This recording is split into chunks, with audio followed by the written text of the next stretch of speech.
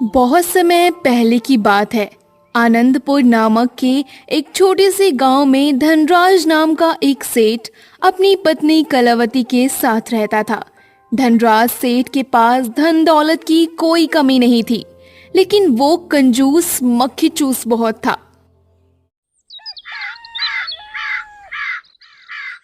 एक दिन की बात थी। धनराज अपने घर पर बैठकर चाय पी रहा था। तभी अचानक कहीं से उड़कर एक मक्खी उसकी चाय में गिर गई।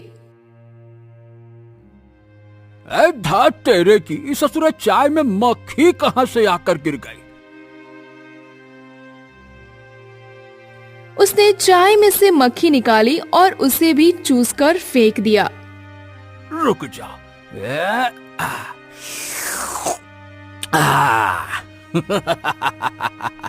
चाय के साथ साथ जलेबी का भी स्वाद आ गया। लगता है किसी हलवाई की दुकान से आई थी ये मक्खी। अब कुछ दिनों तक जलेबी खाने की छुट्टी हो गई। चलो चाय पिया जाए।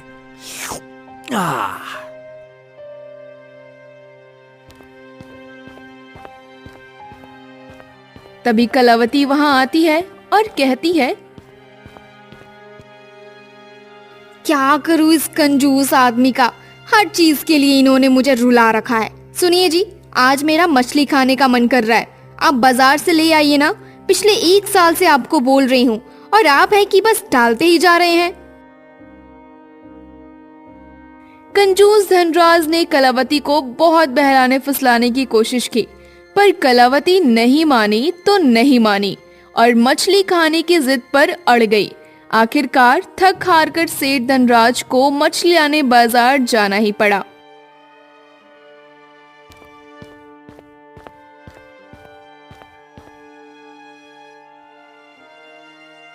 सेठ मछली की दुकान पर पहुंचा और दुकानदार से बोला, अरे ओ भैया, ये मछली कितने की दी? ये वाली, ये तो 20 रुपए की है सेठ जी। अरे ये तो बहुत ही ज्यादा है। ए भैया, तुम तो ठग रहे हो साफ साफ। जहां से तुम लाते हो वहां इतने की थोड़ी ना मिलती होगी, क्यों? अच्छा, तो सेठ जी मैं ठग रहा हूँ? तो ठीक है, एक काम करो, जाओ उससे खरीद लो जो थोक में बेचता है, उसके पास चले जाओ।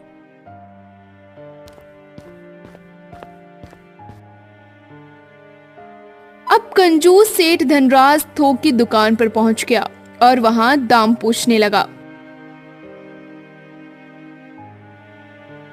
अरे भैया, ये वाली मछली कितने की है? ई वाला, ई तो 60 रुपए का मछली है बाबूजी। अरे भैया, ये तो बहुत ही महंगा है। इतनी महंगी तो मैं नहीं लेने वाला। और वैसे भी जहां से तुम ये मछली लाते हो वहां इतने की थोड़ी ना मिलती होगी। क्या बात करते हो? हाँ भाई हाँ, क्यों नहीं। हम तो नदी से मछली लेकर आता है, वहां बिल्कुल मुफ्त में मिलता है। जाओ एक काम करो, तुम नदी से ही मछली लेकर आओ, जाओ।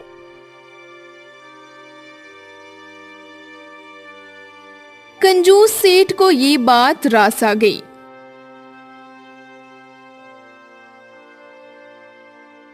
अरे हाँ, जब मुफ्त में कोई चीज मिल रही है तो फिर मैं उसे पैसे देकर क्यों खरीदूं? एक काम करता हूँ, नदी से ही निकाल लूंगा मछलियां। कम से कम मेरे पैसे तो बच जाएंगे। हाँ।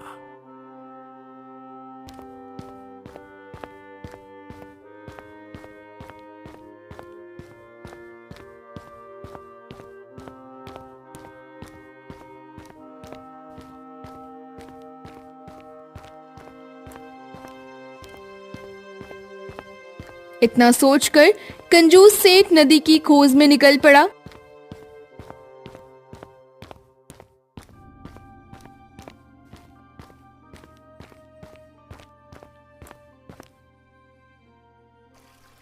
और आखिरकार कुछ देर चलने के बाद उसे एक नदी मिली। अरे वाह वाह वाह वाह, ये रही नदी। चलो अब जल्दी से इस नदी से बढ़िया बढ़िया मछली पकड़कर लाता हूँ। ये सोचकर कंजूस सेठ नदी में घुस गया और मछली पकड़ने के चक्कर में वो नदी में काफी गहराई तक पहुंच गया, जहां से बिना तैरे वापस आना संभव नहीं था। अब वो धीरे धीरे डूबने लगा। सेठ को याद आया कि उसे तो तैरना आता ही नहीं है। खुद को मौत के करीब जाते देखकर अब उसे भगवान याद आने लगे। उसने मन ही मन मन्नत मांगनी शुरू कर दी। अरे अरे अरे, हे भगवान मेरी मदद करो, मेरी जान बचा लो। अरे भाड़ में गई ये मछलियां। अगर मैं इस नदी से बाहर निकल जाऊं तो मैं पूरे 101 ब्राह्मण को भोजन करवाऊंगा। प्रभु कैसे भी करके बचा लो। अरे कोशिश करता हूं मैं। हाँ हाँ हाँ हाँ। मन्नत मांगने से उसके मन में एक आत्मविश्वास आ गया और वो धीरे धीरे आंखें बंद करके हाथ पैर मारता हुआ उस जगह से थोड़ा ऊपर तक आ गया। आंखें खोलकर उसने देखा तो वो थोड़ी खुशी हुई। अब वो पछताने भी लगा। अरे अरे धात तेरे की, मैंने बिना मतलब में ही 101 ब्राह्मण के लिए कह दिया। आधी दूरी तो मैं ही आ गया। थोड़ा कम कर देता हूँ। हाँ। तब उसने भगवान से फिर से मन ही मन मन्नत मांगी। हे भगवान, मैं पिछली वाली मन्नत थोड़ा जोश जोश में बोल गया था। 101 थोड़ा ज्यादा हो जाता है प्रभु। अगर मैं अब नदी से बाहर निकल जाऊं तो मैं 51 ब्राह्मणों को भोजन अवश्य कराऊंगा।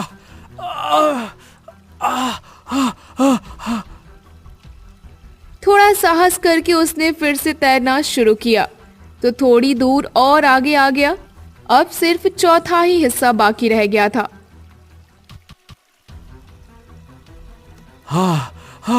हे भगवान, ये 51 ब्राह्मणों को थोड़ा कम कर लो। अगर अब मैं इस नदी से बाहर निकल जाऊं तो 11 ब्राह्मण को भोजन अवश्य ही कराऊंगा। चलो भाई।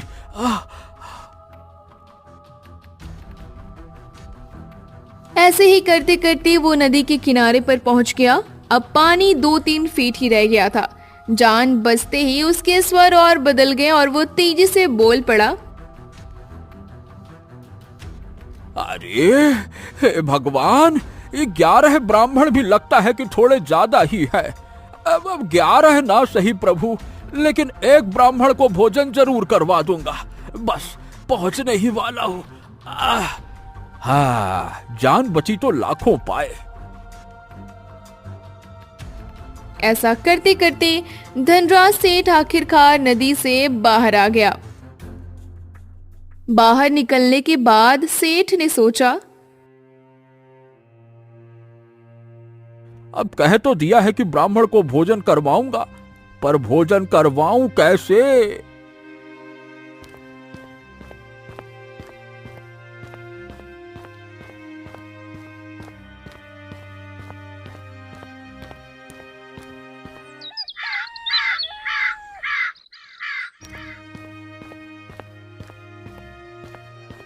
कहने को तो सेठ धनराज ने कह दिया कि एक ब्राह्मण का भोज करा दूंगा, पर अपनी कंजूसी और पैसे बचाने के चक्कर में सेठ ऐसे ब्राह्मण की खोज में चल दिया जो बहुत कम खाना खाता हो। कई जगह ढूंढने के बाद धनराज सेठ को बहुत कम खाने वाला ब्राह्मण कहीं नहीं मिला। वो ढूंढता रह गया और कई लोगों से पूछने बताने के बाद आखिरकार धनराज सेठ को ज्ञानीराम नाम का एक ब्राह्मण मिल गया। सेठ उस ब्राह्मण के घर पहुंचा और कहने लगा, राम राम राम राम। पंडित जी, मेरा नाम धनराज सेठ है। मैं पास के ही गांव में रहता हूँ। दरअसल मुझे एक ब्राह्मण को भोजन करवाना है, इसीलिए आपके पास में आया हूँ।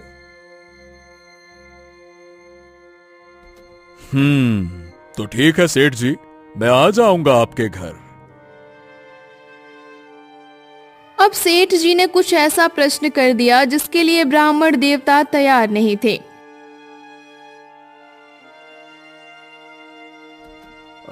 पंडित जी, मैं क्या कह रहा हूं कि आप वैसे कितना खाना खा लेते हैं? क्योंकि पिछली बार जिस पंडित को मैंने भोजन करवाया था वो तो बहुत बड़ा पेटू निकला था। इतना सुनते ही ब्राह्मण समझ गया कि ये सेठ बहुत ही कंजूस है जो ऐसी बातें पूछ रहा है। अब सेठ कंजूस तो था, तो ये ब्राह्मण बहुत चालाक था।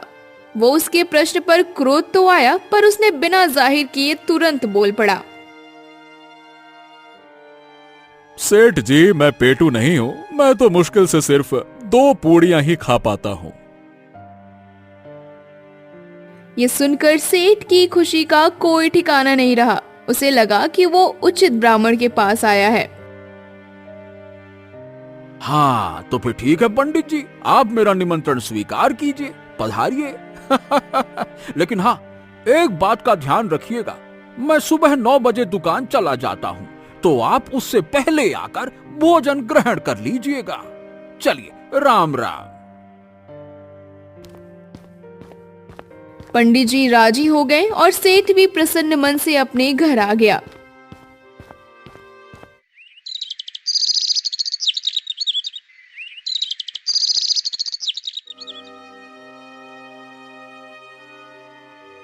अगली सुबह भोजन की तैयारी शुरू हो गई। सेठ धनराज पंडित का इंतजार करने लगा।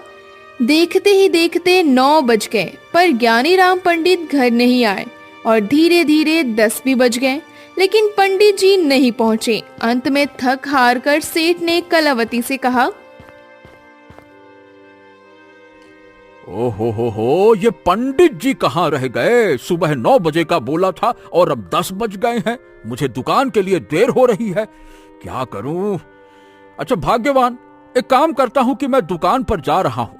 अगर मेरे जाने के बाद पंडित जी आए तो तुम उन्हें भोजन करवा देना और 11 रुपए की दक्षिणा भी दे देना, ठीक है? चलो, मैं जाता हूं।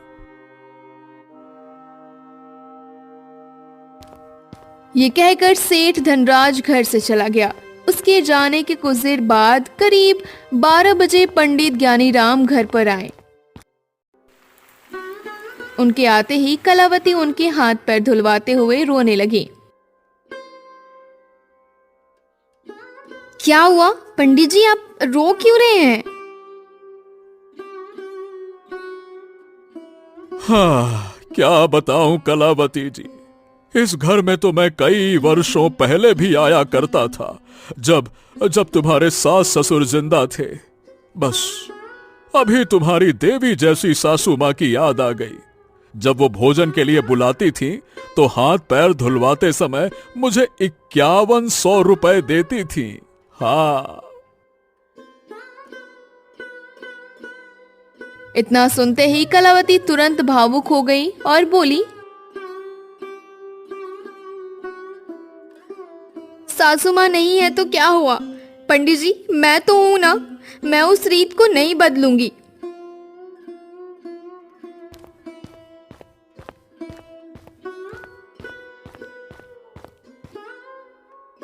और कलावती ने 5100 रुपए लाकर पंडित को दे दिए। पंडित जी बड़े खुश हुए। इसके बाद कलावती ने पंडित जी के लिए बढ़िया सा भोजन लगा दिया। पंडित ने पेट भरकर भोजन किया और भोजन खत्म करने के बाद वो एक बार फिर से फूटकर रोने लगे। पंडित को इस तरह रोता देखकर कलावती चिंतित हो गई। उसने फिर से पंडित जी से पूछा, अब क्या हो गया पंडित जी? अब आप क्यों रो रहे हो? खाने में कमी रह गई है क्या? नहीं नहीं नहीं नहीं नहीं, ऐसी कोई बात नहीं है कलावती जी। हाँ, बस मुझे फिर से आपकी लक्ष्मी स्वरूप सासू माँ की याद आ गई। जब वो जिंदा थी ना, तो वो मुझे भोजन करवाने के बाद भी 15,000 रुपए की दक्षिणा और साथ ही साथ आटा, चावल, दाल, बहुत सारा राशन पानी दान करती थी।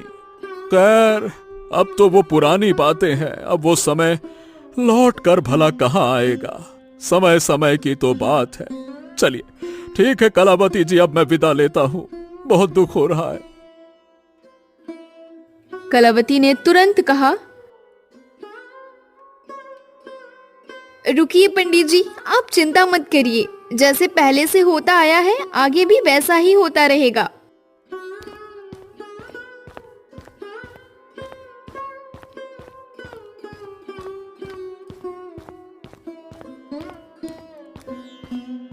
इतना कहकर कलावती ने तुरंत सेठ धनराज की तिजोरी से 11,000 रुपए निकालकर पंडित जी को दक्षिणा के रूप में दे दिए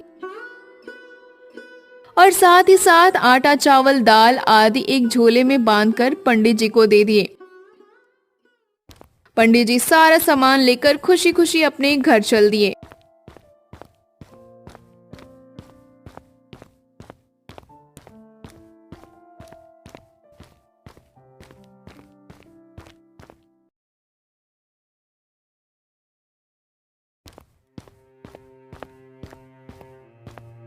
रात को जब सेठ धनराज लौट कर आया तब उसने कलावती से पूछा,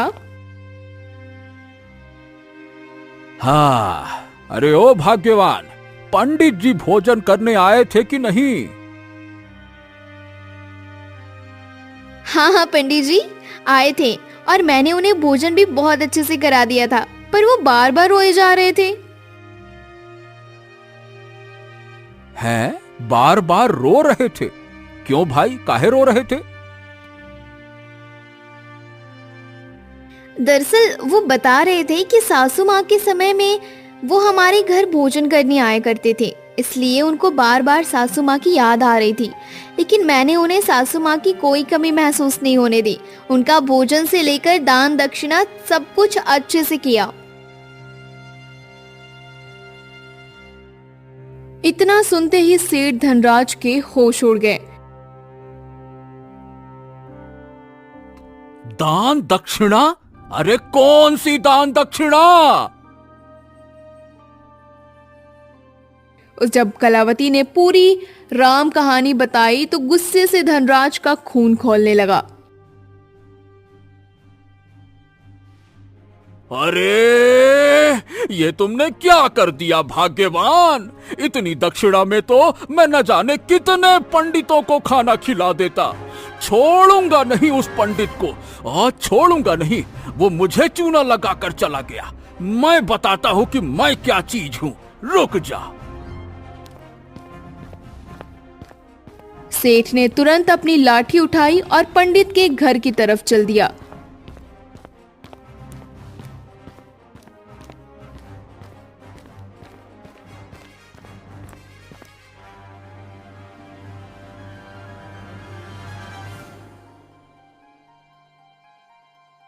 उधर पंडित जी भी पूरी तरह तैयार होशियार बैठे हुए थे। उन्हें मालूम था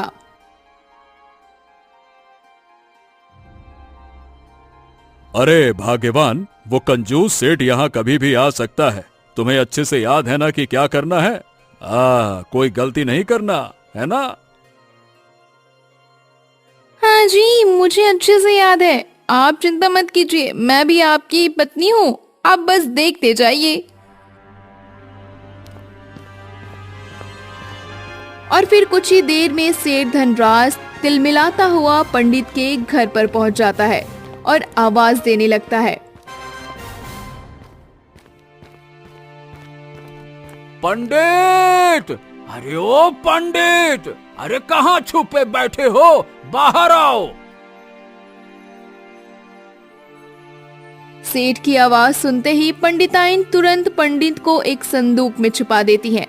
काफी देर तक जब पंडित बाहर नहीं आता है तो सेठ गुस्से से घर के अंदर चला जाता है। चालू हो जाओ भाग्यवान, सेठ जी आ गए हैं। और पंडिताइन जोर जोर से रोने लगती हैं। हे भगवान, पंडित जी हम सबको छोड़कर चले गए। अरे अब इनको क्या हो गया? पता नहीं, सवेरे अच्छे भले घर से निकले थे, कहकर गए थे किसी दानवीर सेठ के घर भोजन के लिए जा रहा हूँ। पता नहीं वहाँ उन्हें कौन सा जहर खिला दिया। उसके बाद दस्त उल्टी और हमारे पंडित जी हमको छोड़कर चले गए।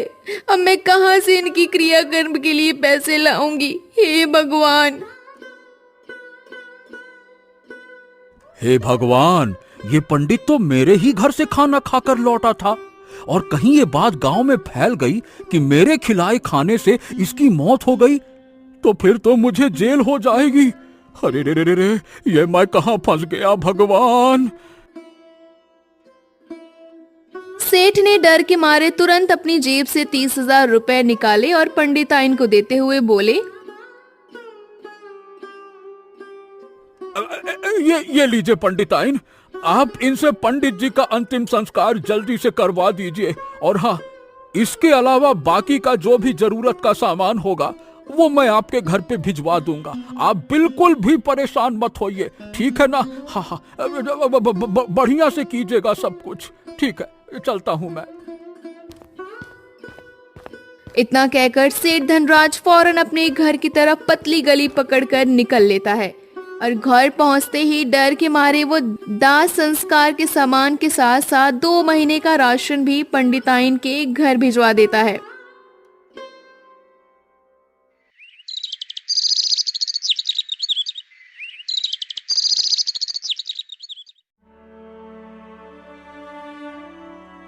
इस बात को 2 महीने बीत जाते हैं। अब सेठ जी का दिया हुआ सारा राशन पानी खत्म हो गया था। तब पंडित जी ने फिर से कोई तिकड़म लगाने की सोची और एक सुबह 9 बजे के बाद जब सेठ धनराज अपनी दुकान के लिए निकल गया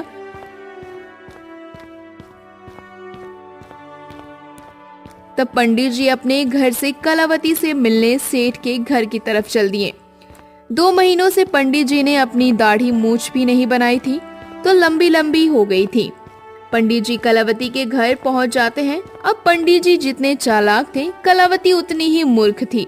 पंडित जी को देखते ही कलावती के मन में खुशी हुई। कलावती जी, मैं मर गया था और अभी मैं सीधा स्वर्ग से यहाँ पर आया हूँ। वो क्या है कि वहाँ हजामत करने वाला कोई नहीं है ना, तो मैं यहाँ पर अपनी दाढ़ी बनवाने आया हूँ। पंडित जी बहुत ही चालाक थे। उन्हें आसपास के लोगों से पता चला कि सेठ जी की एक प्रिया नाम की बेटी थी जिसका कई साल पहले स्वर्गवास हो गया था। अब कलावती जी, मुझे स्वर्ग में आपकी बेटी प्रिया मिली थी। जब उसे पता चला कि मैं यहाँ आता जाता रहता हूँ तो वो मुझसे कहने लगी कि पंडित जी, आप मेरे घर पर भी चले जाना, मेरे माता पिता का हाल चाल ले आना और उन्हें मेरा समाचार भी दे देना। तभी तो मैं आप लोगों को प्रिया का समाचार देने यहाँ पे आया हूँ। अच्छा, वैसे सेठ जी कहाँ हैं? वो कहीं दिखाई नहीं दे रहे, उनका भी हाल चाल ले लेता। ये सब सुनकर कलावती बहुत भावुक हो गई और पूछने लगी, क्या सच में? कैसी है मेरी बिटिया प्रिया? क्या बताऊं कलावती जी, प्रिया तो बहुत कमजोर हो गई है, सूख कर लकड़ी हो गई। वहां बिल्कुल भी बढ़िया इंतजाम नहीं है, न फल है, न फूल, न मेवा मिश्री, कुछ नहीं मिलता। अब क्या कहूं, मुझको ही देख लीजिए, मेरी दाढ़ी कितनी बड़ी हो गई है। वहां हजामत बनाने वाला भी कोई नाई तक नहीं है। तभी तो मैंने सोचा कि यहाँ आकर अपनी दाढ़ी भी बनवा लूंगा और आपकी बेटी प्रिया की खोज खबर भी आपको दे दूंगा। चलिए, अब मेरा समय हो चुका है, मैं थोड़ी देर में वापस जाने वाला हूँ, तो आपको जो भी प्रिया को देना है वो मुझको दे दीजिए, मैं जाकर उसको दे दूंगा। बेचारी बहुत खुश हो जाएगी कि उसकी माँ ने भिजवाया है कुछ। अब कलावती ने प्रिया के लिए बढ़िया बढ़िया व्यंजन और बोरी भरकर राशन सामग्री पंडित को दे दी और पंडित जी वो सामान लेकर अपने घर चले गए।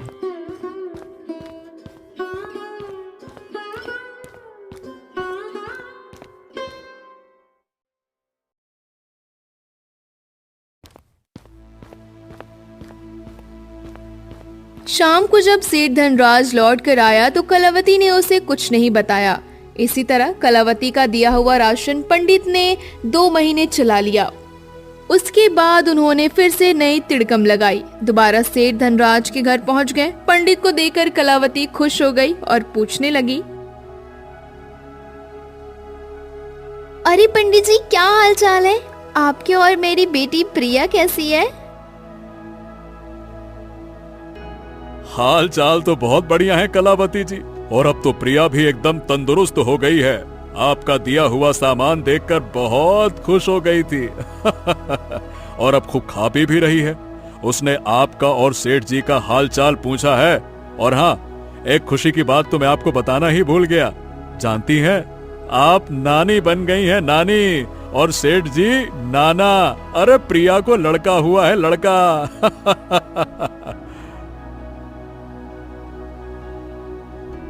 ये खबर सुनते ही कलावती ही खुशी का कोई ठिकाना नहीं रहा। पंडित ने फिर कहा,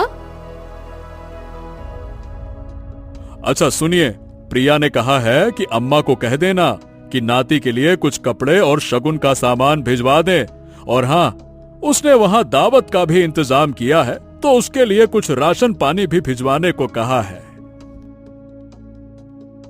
अब तो कलावती जी दौड़ दौड़ कर सारा इंतजाम करने लगी। उसने एक बैलगाड़ी बुलाई जिसमें आटा, चावल और सारा राशन समार भरकर पंडित जी को दे दिया और जाते जाते कहा, पंडित जी, प्रिया से कहना कि उसकी माँ उसको बहुत याद करती है और मेरे नाती को मेरा खूब सारा प्यार देना। हाँ हाँ, क्यों नहीं, कह दूंगा, मैं ये जरूर कह दूंगा। हाँ। इतना कहकर पंडित जी निकल लिए। तभी अचानक किसी काम से सेठ धनराज घर आ पहुंचा और देखा कि कलावती तो दरवाजे पर ही खड़ी है। सेठ ने कलावती से पूछा, क्या बात है भाग्यवान, तुम यहाँ क्यों खड़ी हो? कोई आया था क्या? हाँ, स्वर्ग से पंडित जी आए थे। आप जानते हैं, आप नाना बन गए हैं, नाना। अरे, मैं नाना कैसे बन गया? ना मेरी कोई बेटी है, ना कोई भतीजी है। भला फिर मैं कैसे नाना बन सकता हूँ? गजब बात करती हो। तब कलावती ने धनराज को बताया, अरे अपनी बेटी प्रिया है ना, स्वर्ग में उसी का लड़का हुआ है, पंडित जी बता रहे थे। ये सब बातें सुनकर तो मानो सेठ को जैसे करंट ही लग गया। हे भगवान, तुम्हारा दिमाग खराब हो गया है क्या? उस पंडित ने तुमसे कुछ भी कहा और तुमने सब कुछ मान लिया। अरे भाग्यवान, ये बताओ, कहीं वो तुमसे ठग कर कुछ ले तो नहीं गया? नहीं नहीं, मैंने उन्हें कुछ खास तो नहीं दिया। बस प्रिया के बेटे के लिए सोने की चेन, कपड़े, एक कटोरी फल, आटा, दाल, चावल, तेल और बस 2 महीने का राशन दिया है। अब तो सेठ धनराज के सर के ऊपर से चिड़िया उड़ने लगी। अपनी अकल की अंधी पत्नी और चालाक पंडित का गुस्सा लेकर वो पंडित के घर की तरफ चल दिया। जब धनराज पंडित जी के पास पहुंचा तो उनसे हाथ जोड़कर माफी मांगने लगा। पंडित जी, मुझको माफ कर दीजिए। मैं आज के बाद कभी कम खाना खाने वाले ब्राह्मण को नहीं ढूंढूंगा और अपनी इस कंजूसी को एकदम त्याग दूंगा। मैं सब कुछ समझ गया हूँ कि आप मुझे उसी बात की सजा दे रहे हैं। माफ कर दीजिए पंडित जी, माफ कर दीजिए। ठीक है सेठ जी, मैं आपको माफ करता हूँ, लेकिन आज से आपको हर महीने मंदिर जाकर वहां बैठे गरीबों और साधुओं को भोजन करवाना होगा और साथ ही उन्हें 100 रुपए दक्षिणा भी देनी होगी, है ना? हाँ, मुझे स्वीकार है पंडित जी। बस मुझे माफ कर दीजिए। अब मैं हर महीने गरीबों और साधुओं को दावत भी खिलाऊंगा और साथ ही साथ 100 रुपए की दक्षिणा भी दूंगा। हाँ। पंडित ने सेठ धनराज को माफ कर दिया और मुस्कुराते हुए बोला, जाओ, अब चैन से रहो और खुशी से रहो। तुम्हारा कल्याण हो।